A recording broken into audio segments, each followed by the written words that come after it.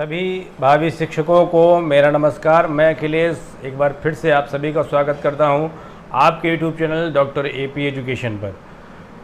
शिक्षक प्रशिक्षण के संदर्भ में अगर हम बात करें, जो आपके सिलेबस की जितने भी पार्ट हैं उन सभी को इस चैनल पर कवर किया जा रहा है। साथ के साथ एक पूर्व का वीडियो मैंने आपसे कमिटमेंट किया था कि यदि आप TET, UP TET, C TET की तैयारी कर रहे हैं तो किसी भी स्टेट के आप छात्र हैं, प्रतियोगी छात्र हैं, जो आप अपने सिलेबस से संबंधित यानी टेट, सी टेट या अन्य शिक्षक पात्रता परीक्षा की तैयारी कर रहे हैं, तो आपको 30 में से 25 प्लस मार्क्स प्राप्त हों, ऐसी आशा, अपेक्षा और प्रयास के माध्यम से मैंने आपको पढ़ाना पहले दिन से प्रारंभ किया था। आज मुझे अपार हर्ष है कि आप सभी का पर्याप्त सहयोग मुझे प्राप्त हुआ। आज आपके सिलेबस का मैं अंतिम वीडियो अपलोड कर रहा हूं और इस दावे के साथ कि अगर आपने पूरी तरीके से मन लगाकर पढ़ा है तो आप 25 से नीचे नंबर नहीं लाएंगे। ये मेरी अब गारंटी ना कहिए, फ़िलहाल ये मेरा पूरी तरीके से आशा अपेक्षा है, क्योंकि गारंटी कह देने से थोड़ा सा अभिमान आता है, घमंड आता है, और घमंड ईश्वर का भोजन है। तो उस अपार शक्ति से बड़ा तो कोई नहीं, परंतु यह प्रयास है कि हम पूरे 30 को लेकर के चले हैं। पूरे 30 को हमने कवर करने का प्रयास किया, पूरे 30 नंबर को कवर करने का प्रयास किया है। उसी 30 में से आप 25 में 25 नंबर जरूर प्राप्त कर पाएंगे, ऐसी मेरी आशा अपेक्षा है। तो उसी श्रृंखला में अंतिम वीडियो में आपको मैं बता दूं, आज हम पढ़ने वाले हैं अंतःक्रिया विश्लेषण के बारे में। यदि अभी तक आपने चैनल को सब्सक्राइब नहीं किया है तो बहुत देर मत करिए। आपकी नैतिक जिम्मेदारी इतनी बनती है कि पूरा सिलेबस आपको यहाँ पर कवर हुआ। एक शिक्षक प्रशिक्षण यानी शिक्षक पात्रता परीक्षा के संदर्भ में यदि आप शिक्षा शास्त्र के छात्र हैं तो भी आपको UGC net, NTA net, JRF की तैयारी मैं आपको कराऊँगा। मैं इसी विषय से फ़िलहाल नेट हूँ और पीएचडी कर रहा हूँ। तो अगर आपने अभी तक सब्सक्राइब नहीं किया है तो आप चैनल को सब्सक्राइब कर सकते हैं। डॉक्टर एपी एजुकेशन के नाम से चैनल है। चलिए पढ़ना प्रारंभ करते हैं। आज का जो हमारा टॉपिक है उससे भी प्रश्न लगातार प्रत्येक वर्ष पूछा गया है, अंतःक्रिया विश्लेषण के बारे में। अंतःक्रिया विश्लेषण क्या है? शिक्षक और छात्रों के बीच कक्षा में, क्लासरूम में जो भी इंटर कम्युनिकेशन चलता है, आंतरिक संवाद की जो परिस्थितियां होती हैं, उनका एनालिसिस करने के लिए विभिन्न मनोवैज्ञानिकों ने अपना अध्ययन कार्य किया। इसीलिए कहा जाता है कि शिक्षक व अब कौन सी एनालिसिस, कई सारी बातें हैं, कई सारी एक्टिविटीज़ क्लासरूम में हैं। तो अंतःक्रिया विश्लेषण में किस, एक क्वेश्चन बहुत पूछा जाता है कि अंतःक्रिया विश्लेषण के अंतर्गत किस क्रियाविधि को ऑब्जर्व किया जाता है या निरीक्षण किया जाता है। तो शिक्षक व छात्र के मध्य जो शाब्दिक संप्रेषण होता है, वर्बल कम्युनिकेशन होता है, उसी के निरीक्षण व अंकन को ही अंतःक्रिया विश्लेषण कहते हैं। यानी जो वर्बल कम्युनिकेशन है उसको। अब बहुत सारे लोगों ने अंतःक्रिया यानी जो वर्बल कम्युनिकेशन शिक्षक और छात्रों के बीच होता है उस पर अपना अपना अध्ययन किया है। उनमें से यानी अंतःक्रिया विश्लेषण पद्धति में से फ्लेंडर महोदय की जो अंतःक्रिया विश्लेषण पद्धति है वो अन्य की तुलना में काफ़ी सरल और महत्वपूर्ण मानी गई है। तो इस पद्धति का विकास शाब्दिक संप्रेषण को रिकॉर्ड करने के लिए किया गया है। बहुत बार पूछा जा चुका है। जब मैं एनटीए नेट एजुकेशन का पेपर दे रहा था, उस पेपर में भी इससे फ्लेंडर की अंतःक्रिया से क्वेश्चन आया था और पूछा, साफ साफ यही लाइन पूछी गई थी कि फ्लेंडर का अंतःक्रिया विश्लेषण शिक्षक और छात्रों के मध्य किस क्रियाविधि के विश्लेषण या निरीक्षण पर आधारित है। तो सीधा सा प्रश्न है, वर्बल कम्युनिकेशन पर आधारित है। किस पर आधारित है? शाब्दिक संप्रेषण पर आधारित है, वर्बल कम्युनिकेशन पर आधारित है। फ्लेंडर ने कक्षा में होने वाले यानी क्लासरूम में होने वाले विद्यार्थियों और शिक्षकों के व्यवहारों को 10 वर्गों में बांटा।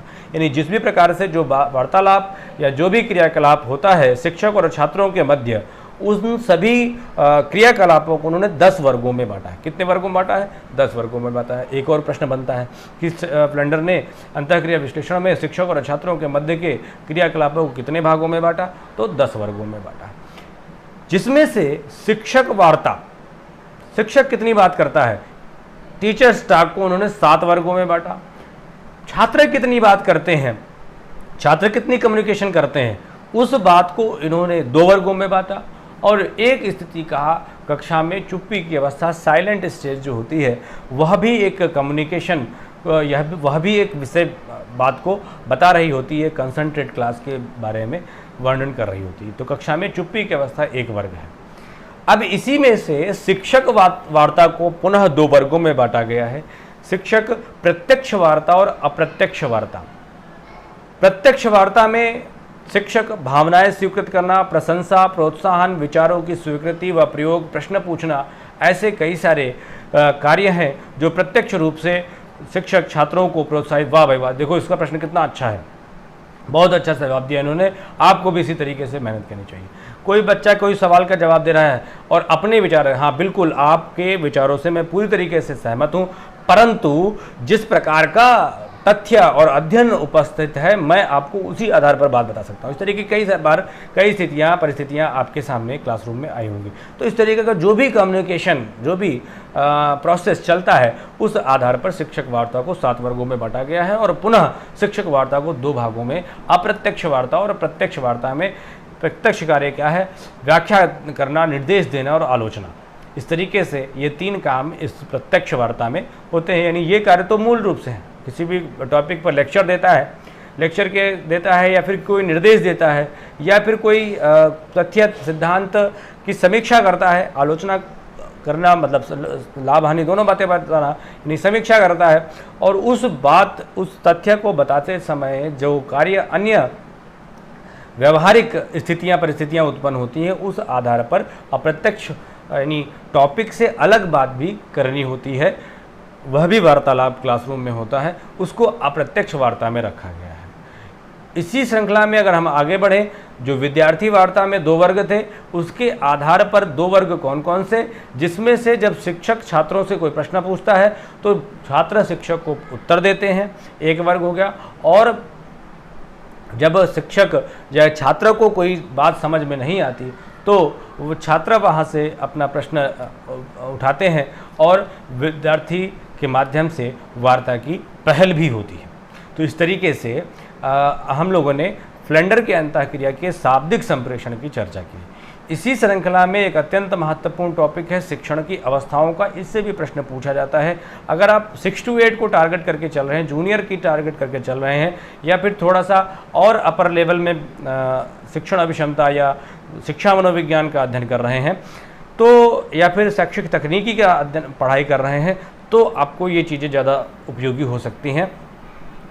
अगला जो टॉपिक पार्ट है वह है शिक्षण की अवस्थाएं। शिक्षण की अवस्थाएं क्या है, यानी कब आप वास्तविक रूप से पढ़ाते हो, कब आप उसके संदर्भ में तैयारी करते हो, कब आप जो आपने पढ़ाया है उसका आप आकलन करते हो। इस बात का यानी शिक्षण की विभिन्न अवस्थाओं का अध्ययन करने का भाग या महत्व या योगदान जैक्सन महोदय का माना जाता है। जैक्सन महोदय के अनुसार शिक्षण की 3 प्रमुख अवस्थाएं हैं। कौन कौन सी? एक का इन्होंने नाम दिया प्रस्तुति की अवस्था, अंतःक्रियात्मक अवस्था और शिक्षणोपरांत अवस्था। अब प्रस्तुति की अवस्था और अंतःक्रियात्मक अवस्था अगर है तो आप कंफ्यूज हो जाएंगे, इसीलिए मैंने आपको थोड़ा सा और सरल करने के लिए पहली अवस्था इन्होंने कहा कि शिक्षण पूर्व अवस्था या प्रस्तुति की अवस्था। अब ये हो जाएगा कि शिक्षण से पहले की अवस्था, शिक्षणकालीन या अंतःक्रियात्मक अवस्था, और तीसरा शिक्षणोपरांत अवस्था। इसमें से क्वेश्चन ये पूछा जाता है कि वास्तविक शिक्षण की अवस्था कौन सी है। तो वास्तविक शिक्षण की अवस्था कौन सी है आप सब देख ही रहे हैं। यानी यह वर्गीकरण मूलतः शिक्षण प्रक्रियाओं में निहित क्रियाओं के आधार पर यह वर्गीकरण किया गया है, जिसमें पहली अवस्था क्या है, शिक्षण के पहले प्रस्तुति से संबंधित होने के कारण, यानी आप पढ़ाने से पहले जो लेसन प्लान वगैरह बनाते हो, जो तैयारी करते हो, थोड़ा सा कंटेंट तैयार करते हो, जो टीचिंग मेथड यूज करना है, क्या TLM यूज़ करना है, क्या शिक्षण सहायक सामग्रियाँ बनानी है, क्या उद्देश्य निर्मित करते हैं, उसको आप पूर्व में बनाकर चलते हैं, तो इसे शिक्षण पूर्व अवस्था या प्रस्तुति की अवस्था कहा जाता है। तो शिक्षण के पहले प्रस्तुति से संबंधित होने के कारण पूर्व तैयारी, शिक्षण उद्देश्यों का निर्धारण, शिक्षण युक्ति, प्रविधि, तकनीक, साधन माने teaching tactics, methods, technology, instruments आदि का जो चयन किया जाता है, वो सभी शिक्षण की प्रथम अवस्था कहलाती है। दूसरी अवस्था क्या है, शिक्षण की द्वितीय अवस्था ही वास्तविक शिक्षण की अवस्था है। प्रश्न का जवाब आपको मिल गया होगा कि वास्तविक शिक्षण की अवस्था यानी 3 अवस्थाएं बताई गई हैं शिक्षण की, उन 3 अवस्थाओं में से वास्तविक शिक्षण की अवस्था कौन सी है? तो शिक्षण की द्वितीय अवस्था ही वास्तविक शिक्षण की अवस्था है, जिसमें शिक्षक छात्र अंतःक्रिया के माध्यम से अधिगम को विकसित करने का प्रयास करते हैं। जिस अंतःक्रिया का अध्ययन फ्लेंडर ने, इस अंतःक्रिया के वर्बल कम्युनिकेशन का अध्ययन फ्लेंडर ने अपने अध्ययन में किया है। इन 3 अवस्थाओं का वर्णन जैक्सन महोदय ने कर रखा है। इस प्रक्रिया में अंतःक्रियात्मक कार्य होता है और निदानात्मक कार्य होता है। निदानात्मक कार्य जो बताई गई बातें हैं उनको जो बच्चों को नहीं समझ में आ रहा है, पता भी चलता है कि क्या नहीं समझ में आ रहा है, जो नहीं समझ में आ रहा है उसके बारे में आगे बातें बताई भी जाती हैं, वो पता भी लगाया जाता है। इसी को शिक्षण की द्वितीय अवस्था कहा जाता है। ठीक है, तो अगली बची शिक्षण की तृतीय अवस्था।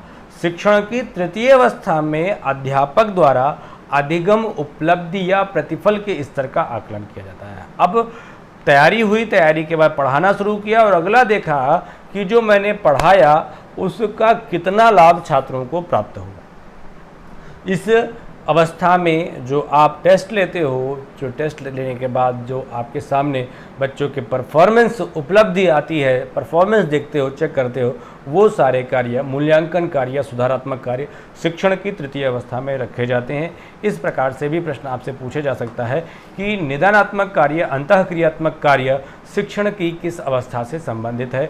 तो निदानात्मक कार्य, अंतःक्रियात्मक कार्य शिक्षण की द्वितीय अवस्था से संबंधित है और मूल्यांकन तथा उपचारात्मक या सुधारात्मक कार्य शिक्षण की किस अवस्था से संबंधित है?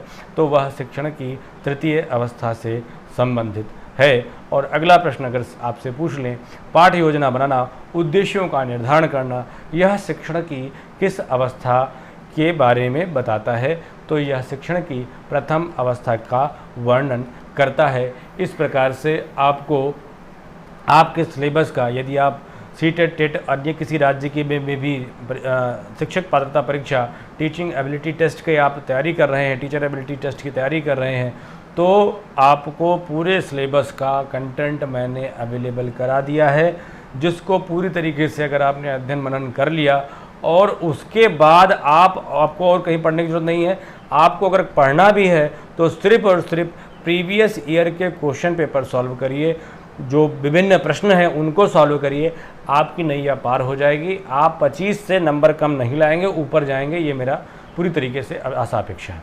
तो आप सफल हो, आप शिक्षक बने, शिक्षक बनकर आप देश, समाज, राष्ट्र की सेवा करें, ऐसी आशा अपेक्षा के साथ मैं आप सभी के साथ बिल्कुल विदा नहीं ले रहा हूं, लेकिन एक सिलेबस को मैं आपके पूरी तरीके से कवर करता हुआ मान रहा हूं।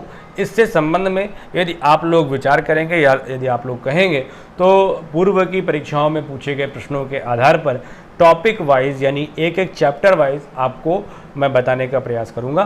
फिलहाल मेरा अगला टारगेट नेट एजुकेशन यानी टारगेट JRF एजुकेशन की जो एजुकेशन सब्जेक्ट से जो नेट देना चाहते हैं उनका मेरा टारगेट एरिया है, उनके संदर्भ में मैं पढ़ाने का प्रयास करूंगा। चाहिए तब तक के लिए आप अध्ययन करिए, आप सफल होइए, ऐसी मेरी आशा अपेक्षा, और देश, समाज, राष्ट्र की सेवा करिए, ऐसा कर्तव्य आप निभाते हुए चलिए। तब तक के लिए मिलते हैं अगले लेक्चर में। भारत माता की जय। स्वस्थ रहिए, मस्त रहिए।